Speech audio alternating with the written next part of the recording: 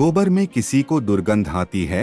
हम लोग सुगंध पसंद करने वाले लोग हैं, इसलिए परफ्यूम पार्क बना रहे हैं।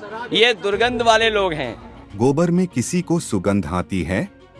गोबर पर कोई रिसर्च कर रहा है। It's just a part of research study on heat stress control. गोबर पर हर तरफ बवाल मचा है। सियासत से लेकर शिक्षा जगत तक गोबर का मुद्दा गर्म है। हिंदुस्तान में गोबर का जितना सामाजिक महत्व है, उतना ही आध्यात्मिक।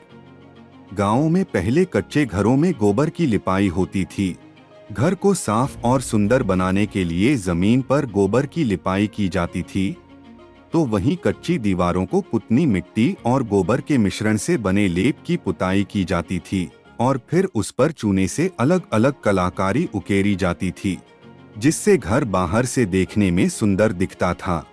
गांवों में पहले आशियाना कच्ची मिट्टी का होता था, इसलिए घर खुद ब खुद ठंडा रहा था। लिपाई और पुताई घर को सुंदर बनाने के लिए किया जाता था।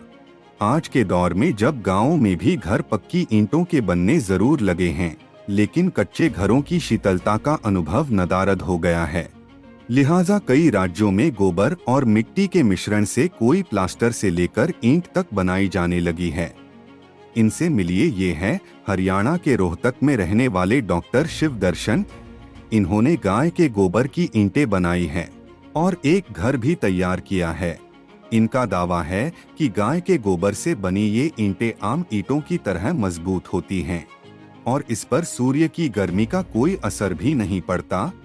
डॉक्टर शिवदर्श पहले वैदिक प्लास्टर बनाया, जिसे गाय के गोबर में जिप्सम, चीनी मिट्टी, नींबू पाउडर समेत कई चीजों के मिश्रण से बनाया जाता है और अब वो गोबर की ईंटें भी बनाने लगे हैं। और ये सब उन्होंने बिना किसी शोरगुल के IIT दिल्ली की मदद से किया। आज शिवदर्शन देश के अलग अलग जगहों से आए हजारों लोगों को इसकी ट्रेनिंग दे चुके हैं।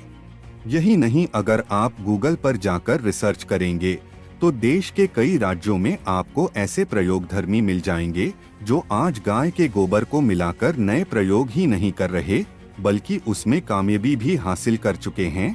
ऐसे में दिल्ली की लक्ष्मीबाई कॉलेज की प्रिंसिपल को इन लोगों से सबक लेना चाहिए और प्रयोग को प्रयोग ही रहने देना चाहिए।